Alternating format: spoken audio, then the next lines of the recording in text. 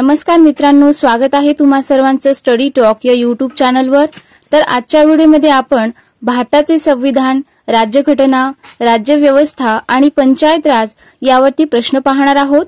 तर परीक्षेच्या दृष्टीने व्हिडिओ नक्कीच हेल्पफुल ठरणार आहे, तर व्हिडिओला शेवटपर्यंत नक्की पहा। तर पहा प्रश्न पहिला, भारतीय संविधान कोणत्या दिवशी स्वीकारण्यात आले? तर 26 नोव्हेंबर 1949 या दिवशी भारतीय संविधानाचा स्वीकार करण्यात आलेला आहे। पुढचा प्रश्न पहा, भारतीय संविधान कोणत्या दिवशी अंमलात आले? तर 26 जानेवारी 1950 रोजी भारतीय संविधान अंमलात आले किंवा लागू झाले आणि भारताला पूर्व प्रजासत्ताक असे घोषित करण्यात आले मित्रांनो। तर पहा पुढचा प्रश्न, भारतीय घटना समिती कोणत्या वर्षी अस्तित्वात आली? तर 1946 या वर्षी भारतीय घटना समिती अस्तित्वात आलेली आहे।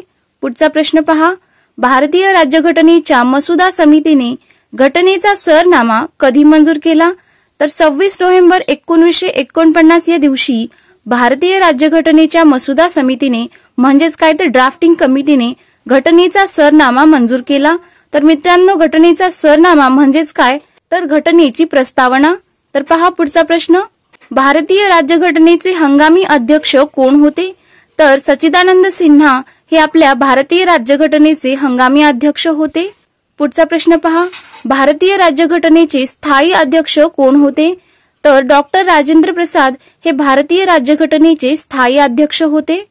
पाहूयात पुढचा प्रश्न, घटनेच्या मसुदा समितीचे अध्यक्ष कोण होते? तर डॉक्टर बाबासाहेब आंबेडकर हे भारतीय घटनेच्या मसुदा समितीचे अध्यक्ष होते। पहा पुढचा प्रश्न, डॉक्टर बाबासाहेब आंबेडकर यांच्या अध्यक्षतेखाली मसुदा समितीची स्थापना ही केव्हा करण्यात आली?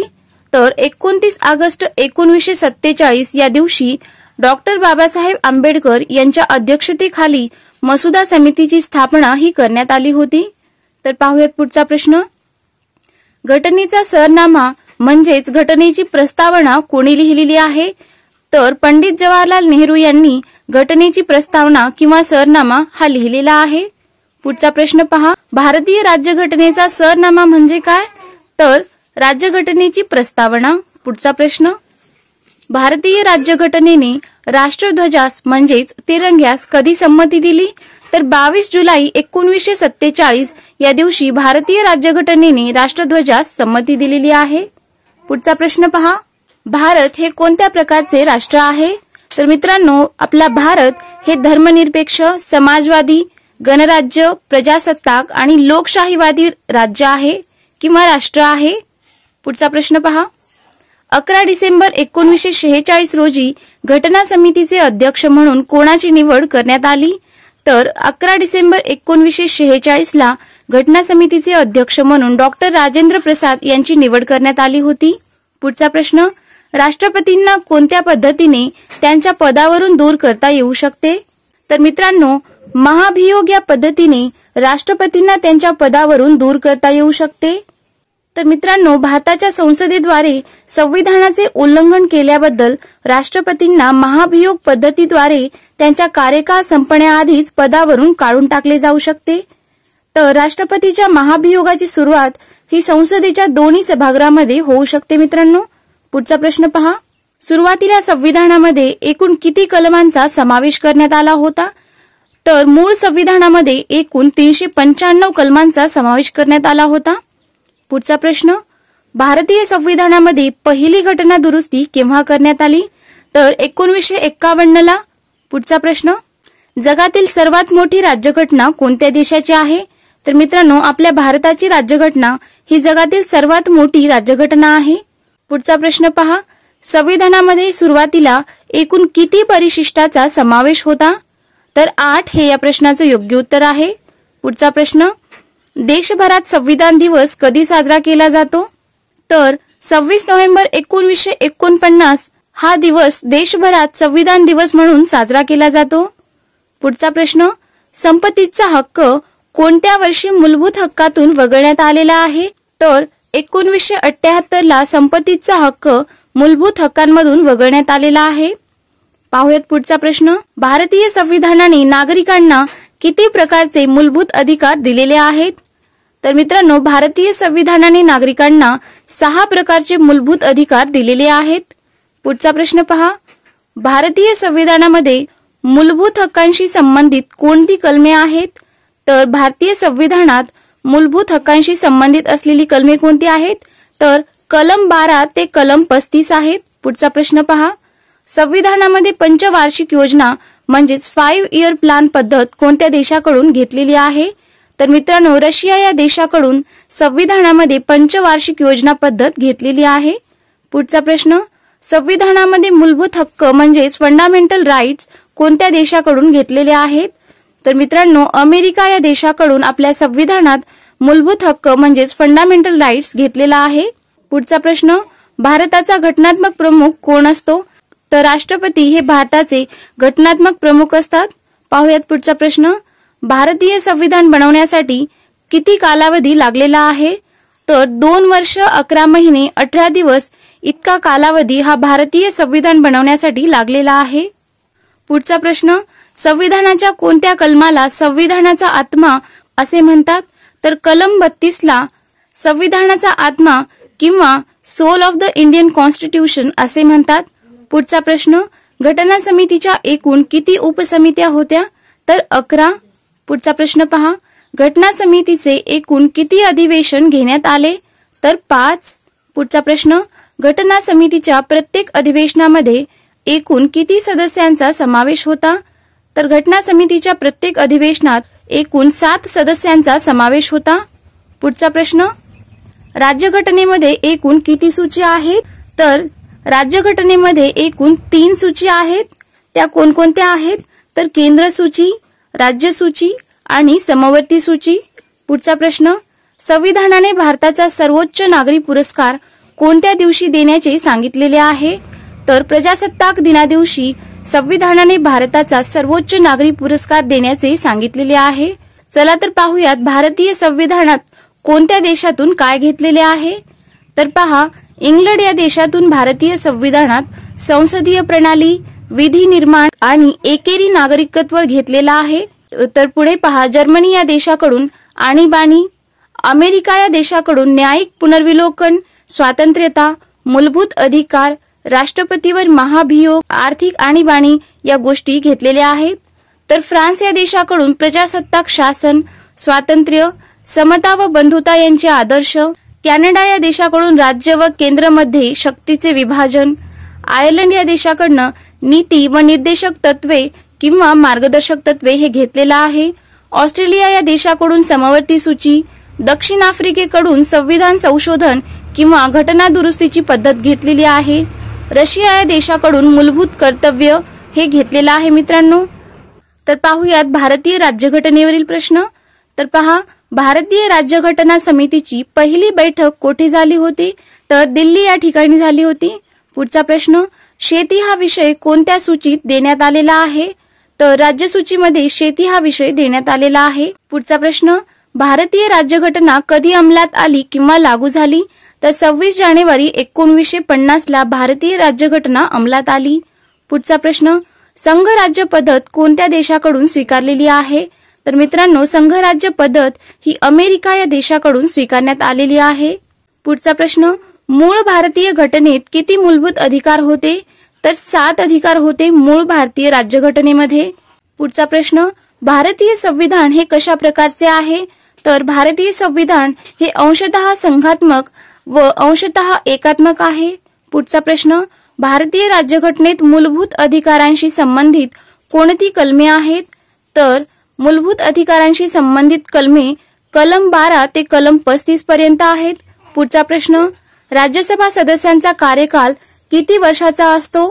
तर राज्यसभेच्या सदस्यांचा कार्यकाळ हा 6 वर्षांचा असतो. तर मित्रांनो, राज्यसभा ही स्थायी सभागृह असते, कारण दर 2 वर्षांनी 1/3 सभासद निवृत्त होतात आणि पुन्हा नव्याने तेवढेच सभासद निवडले जातात. पुढचा प्रश्न. भारताने कोणत्या प्रकारची शासन पद्धती स्वीकारलेली आहे? तर संसदीय शासन पद्धती भारताने स्वीकारलेली आहे. पुढचा प्रश्न पहा. भारतीय राज्यघटनेमधील कलम 1 ते 4 मध्ये काय आहे? तर भारतीय राज्यघटनेतल्या कलम 1 ते 4 मध्ये राज्य व केंद्रशासित प्रदेशांची यादी आहे. पुढचा प्रश्न, संसदेच्या दोन्ही सभागृहाचे निर्वाचित सदस्य कोणाची निवड करतात? तर उपराष्ट्रपती यांची. पुढचा प्रश्न पहा, 42वी घटना दुरुस्ती कोणत्या वर्षी अंमलात आली? तर 1976 या वर्षी 42वी घटना दुरुस्ती अंमलात आली. तर मित्रांनो, 42व्या घटना दुरुस्तीला मिनी कॉन्स्टिट्यूशन असंही म्हटलं जातं. तर पुढचा प्रश्न बघा, भारतात घटनात्मकरित्या किती भाषांना मान्यता मिळालेली आहे? तर भारतामध्ये घटनात्मकरित्या 22 भाषांना मान्यता मिळालेली आहे. पुढचा प्रश्न, भारतीय घटना समितीचे स्थायी अध्यक्ष कोण होते? तर डॉक्टर राजेंद्र प्रसाद हे होते भारतीय घटना समितीचे स्थायी अध्यक्ष. पुढचा प्रश्न, भारतीय राज्यघटना तयार करण्यात किती कालावधी लागला? तर 2 वर्ष 11 महिने आणि 18 दिवस इतका कालावधी लागलेला आहे. पुढचा प्रश्न पहा, भारतीय राज्यघटना ही जगातील सर्वात मोठी घटना आहे, तर ती कुठल्या प्रकारची आहे? तर मित्रांनो, आपली भारतीय राज्यघटना ही जगातील सर्वात मोठी राज्यघटना आहे आणि ही लिखित प्रकारची आहे. पुढचा प्रश्न पहा, भारतीय संसदीय शासन पद्धत कोणत्या देशाकडून स्वीकारलेली आहे? तर भारतीय संसदीय शासन पद्धत ही इंग्लंड या देशाकडून स्वीकारण्यात आलेली आहे. पुढचा प्रश्न, राज्याचा प्रथम नागरिक कोण असतो? तर मित्रांनो, राज्यपाल हे राज्याचे प्रथम नागरिक असतात. आणि जर देशाचे विचारले तर राष्ट्रपती हे असतात. पुढचा प्रश्न पहा, राष्ट्रपती विरोधात महाभियोग कोण चालवू शकते? तर संसद हे या प्रश्नाचं योग्य उत्तर आहे. पुढचा प्रश्न, भारतीय राज्यघटनेत आतापर्यंत किती वेळा राष्ट्रीय आणीबाणी लागू करण्यात आलेली आहे? तर मित्रांनो, 3 वेळा. पुढचा प्रश्न बघा, संसदेच्या 2 अधिवेशनांमधील कालावधी जास्तीत जास्त किती असावा लागतो? तर 6 महिन्याचा. पुढचा प्रश्न पहा, राष्ट्रपती कोणत्या कलमानुसार संपूर्ण देशात आणीबाणी लावू शकतात? तर कलम 352 नुसार राष्ट्रपती संपूर्ण देशामध्ये आणीबाणी लावू शकतात. पुढचा प्रश्न, राज्य मंत्रिमंडळ संयुक्तपणे कोणाला जबाबदार असते? तर मित्रांनो, राज्य मंत्रिमंडळ हे संयुक्तपणे विधानसभेला जबाबदार असते. पुढचा प्रश्न पाहूयात, दुहेरी शासन व्यवस्था असलेल्या पद्धतीला काय म्हणतात? तर मित्रांनो, दुहेरी शासन व्यवस्था असलेल्या पद्धतीला संघराज्य पद्धत असे म्हणतात. तर पहा पुढचा प्रश्न, भारतीय राज्यघटनेत सुरुवातीला किती कलमे होती? तर 395. पुढे पहा, देशातील कायद्याची निर्मिती करणारी सर्वोच्च संस्था कोणती आहे? तर संसद हे या प्रश्नाचं योग्य उत्तर आहे. पुढचा प्रश्न, कोणत्या घटना दुरुस्तीनुसार मतदारांचे वय 21 वरून 18 वर्ष करण्यात आले? तर 61व्या घटना दुरुस्तीनुसार मतदारांचे वय हे 21 वर्षावरून 18 वर्ष करण्यात आलेला आहे. पुढचा प्रश्न, भारतीय राज्यघटनेत आदिवासींचा उल्लेख कोणत्या जमातीमध्ये करण्यात आलेला आहे? तर भारताच्या राज्यघटनेत आदिवासींचा उल्लेख हा अनुसूचित जमाती या जमातीमध्ये करण्यात आलेला आहे. पुढचा प्रश्न, 44व्या घटना दुरुस्तीनुसार कोणता मूलभूत अधिकार हा रद्द करण्यात आलेला आहे? तर संपत्तीचा अधिकार हा 44व्या घटना दुरुस्तीनुसार रद्द करण्यात आलेला आहे किंवा वगळण्यात आलेला आहे मूलभूत अधिकारांमधून. पुढचा प्रश्न पहा, राज्यसभेत राष्ट्रपती किती सदस्यांची निवड करतात? तर राज्यसभेमध्ये राष्ट्रपती हे 12 सदस्यांची नेमणूक करतात त्या क्षेत्रातील एक्सपर्टीजला. पुढचा प्रश्न पहा, 42व्या घटना दुरुस्तीत कोणते शब्द उद्देश पत्रिकेत जोडले गेले आहेत? तर 42व्या घटना दुरुस्तीनुसार उद्देश पत्रिकेमध्ये समाजवादी, धर्मनिरपेक्ष, अखंडता हे शब्द जोडले गेलेले आहेत. पुढचा प्रश्न, राज्यसूचीमध्ये किती विषयांचा समावेश आहे? तर मित्रांनो, राज्यसूचीमध्ये 66 विषयांचा समावेश आहे. पुढचा प्रश्न, समवर्ती सूचीमध्ये किती विषयांचा समावेश आहे? तर समवर्ती सूचीमध्ये 47 विषयांचा समावेश आहे. पुढचा प्रश्न, समवर्ती सूचीत विषय व कायदा कोण बनवू शकतो? तर केंद्र व राज्य सरकार हे दोन्ही समवर्ती सूचीत विषय व कायदा बनवू शकतात. पुढचा प्रश्न पहा, घटनेच्या कोणत्या कलमानुसार अस्पृश्यता पाळणे हा गुन्हा आहे? तर कलम 17 नुसार अस्पृश्यता पाळणे हा गुन्हा आहे. पुढचा प्रश्न पहा, राज्यसभा सभापती यांचा कार्यकाळ किती वर्षांचा असतो? तर मित्रांनो, राज्यसभेच्या सभापतीचा कार्यकाळ हा 5 वर्षांचा असतो आणि राज्यसभेच्या सदस्यांचा कार्यकाळ हा 6 वर्षाचा असतो. तर मित्रांनो, राज्यसभेच्या सभापतीचा कार्यकाळ हा 5 वर्षाचा का असतो? तर राज्यसभेचे सभापती हे राज्यसभेचे सदस्य नसतात, तर मग राज्यसभेचे सभापती कोण असतात? तर आपल्या भारताचे उपराष्ट्रपती जे असतात तेच राज्यसभेचे सभापती असतात. पुढचा प्रश्न पहा. भारतीय संसदेतील सर्वात मोठी समिती कोणती आहे? तर अंदाज समिती ही भारतीय संसदेतील सर्वात मोठी समिती आहे. पुढचा प्रश्न. स्वातंत्र्याच्या हक्काचा समावेश भारतीय राज्यघटनेच्या कोणत्या कलमात करण्यात आलेला आहे? तर कलम 19 ते कलम 22 यामध्ये स्वातंत्र्याच्या हक्काचा समावेश करण्यात आलेला आहे. पुढचा प्रश्न. भारतीय राज्यघटनेच्या मसुदा समितीने घटनेचा सरनामा म्हणजेच प्रस्तावना कधी मंजूर केली? तर 26 नोव्हेंबर 1949 ला. पुढचा प्रश्न. मसुदा समितीची स्थापना केव्हा करण्यात आली?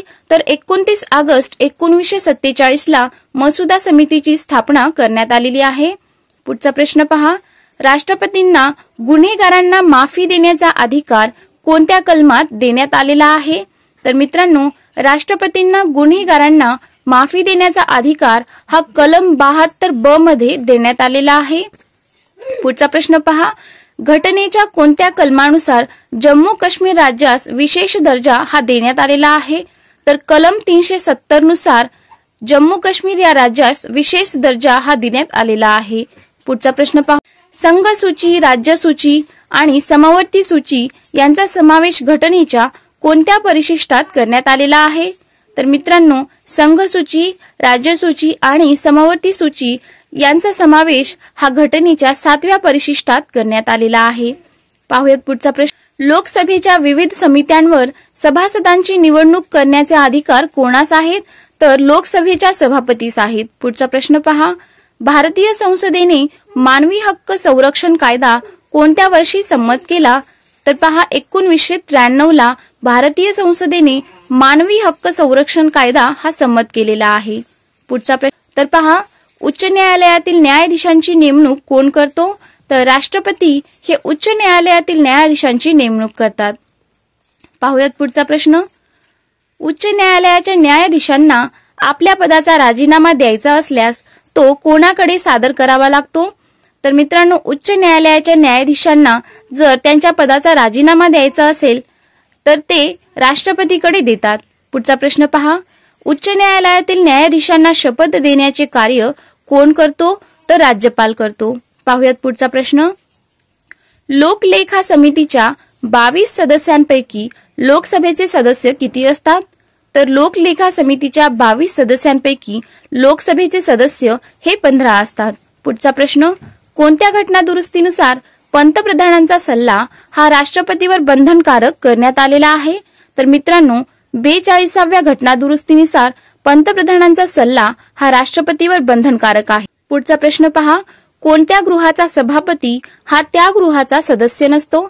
तर मित्रांनो, राज्यसभेचे सभापती हे त्या गृहाचे सदस्य नसतात, कारण राज्यसभेचे सभापती हे भारताचे उपराष्ट्रपती असतात आणि ते राज्यसभेचे सदस्य नसतात. पुढचा प्रश्न. घटनेने उर्वरित विषयांवरील शेषाधिकार कोणास बहाल केलेले आहेत? तर मित्रांनो, घटनेने उर्वरित विषयांवरील शेषाधिकार हे संसदेस बहाल केले आहेत. राष्ट्रपतींना अभिभाषणासाठी कोण निमंत्रित करतात? तर महान्यायवादी हे राष्ट्रपतींना अभिभाषणासाठी निमंत्रित करतात आणि राष्ट्रपतीच्या अभिभाषणाने संसदेच्या अधिवेशनाची सुरुवात ही होते. पुढचा प्रश्न पहा. लोकसेवा आयोगाची स्थापना कोणत्या कलमानुसार करण्यात आलेली आहे? तर कलम 315 नुसार लोकसेवा आयोगाची स्थापना ही करण्यात आलेली आहे. पुढचा प्रश्न. कलम 163 नुसार राज्यपालांना कोणते अधिकार प्राप्त झालेले आहेत? तर कलम 163 नुसार राज्यपालांना स्वविवेकाधिकार हा प्राप्त झालेला आहे. पुढचा प्रश्न पहा. राज्यात विधान परिषद असावी किंवा नाही हे ठरवण्याचा अधिकार कलम 169 नुसार कोणास आहे? तर संबंधित विधानसभेस राज्यामध्ये विधान परिषद असावी की नसावी हे ठरवण्याचा अधिकार आहे. पुढचा प्रश्न पहा.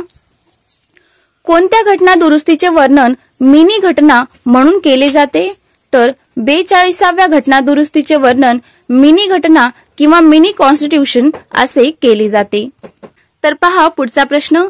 महाराष्ट्र पंचायत राजचे जनक कोण आहेत? तर मित्रांनो, वसंतराव नाईक हे महाराष्ट्र पंचायत राजचे जनक आहेत. पुढचा प्रश्न, पंचायत राज व्यवस्थेत एकूण किती स्तर आहेत? तर पंचायत राज व्यवस्थेत एकूण 3 स्तर आहेत. ग्रामपंचायत, पंचायत समिती आणि जिल्हा परिषद असे 3 स्तर आहेत. पाहूयात पुढचा प्रश्न, महाराष्ट्रात पंचायत राज व्यवस्थेचा प्रारंभ कधी झाला? तर 1 मे 1962 ला महाराष्ट्रामध्ये पंचायत राज व्यवस्थेचा प्रारंभ झाला होता. पुढचा प्रश्न पहा, महसुली खेड्याची व्याख्या कोणत्या कायद्यान्वये करण्यात आलेली आहे? तर मित्रांनो, महाराष्ट्र जमीन महसूल अधिनियम 1966 नुसार महसुली खेड्याची व्याख्या करण्यात आलेली आहे. पुढचा प्रश्न, कोणत्या संस्थांना लोकशाहीचा पाळणा म्हणून ओळखले जाते? तर स्थानिक स्वराज्य संस्थांना लोकशाहीचा पाळणा म्हणून ओळखतात. तर पहा पुढचा प्रश्न, राष्ट्रीय विस्तार कार्यक्रमाची म्हणजेच नॅशनल एक्सटेन्शन प्रोग्रामची सुरुवात कधी झाली होती? तर 2 ऑक्टोबर 1953 रोजी. पुढचा प्रश्न पहा, बलवंतराय मेहता कमिटीची केंद्र शासनाने नेमणूक कधी केली होती? तर 16 जानेवारी 1957 ला बलवंतराय मेहता कमिटीची केंद्र शासनाने नेमणूक केली होती. पुढचा प्रश्न, बलवंतराय मेहता समितीच्या शिफारशीवर विचार करून त्यावर अहवाल सादर करण्यासाठी राज्य सरकारने कोणत्या समितीची नेमणूक केली होती? तर वसंतराव नाईक समितीची नेमणूक केली होती. पुढचा प्रश्न पहा, वसंतराव नाईक समिती कधी नेमली गेली होती? तर 27 जून 1960 ला. पुढचा प्रश्न, वसंतराव नाईक समितीने एकूण किती शिफारसी केल्या होत्या? तर याचे योग्य उत्तर आहे 226. पुढचा प्रश्न, वसंतराव नाईक त्या काळी कोणत्या पदावर कार्यरत होते? तर वसंतराव नाईक त्या काळी महसूल मंत्री होते. पुढचा प्रश्न, महाराष्ट्रात ग्रामपंचायतीची सदस्य संख्या किती असते? तर महाराष्ट्रामध्ये ग्रामपंचायतीची सदस्य संख्या 7 ते 17 इतकी असते. पुढचा प्रश्न, ग्रामपंचायतीची सदस्य संख्या किती असावी हे राज्य शासनाच्या वतीने कोण ठरवते? तर ग्रामपंचायतीची सदस्य संख्या किती असावी हे राज्य शासनाच्या वतीने जिल्हाधिकारी ठरवत असतो. पुढचा प्रश्न, पंचायत समिती सभापती आपला राजीनामा कोणाकडे देतात? तर पंचायत समिती सभापती आपला राजीनामा हा जिल्हा परिषद अध्यक्षाकडे देतात. पुढचा प्रश्न, ग्रामपंचायतीचा कार्यकाळ किती असतो?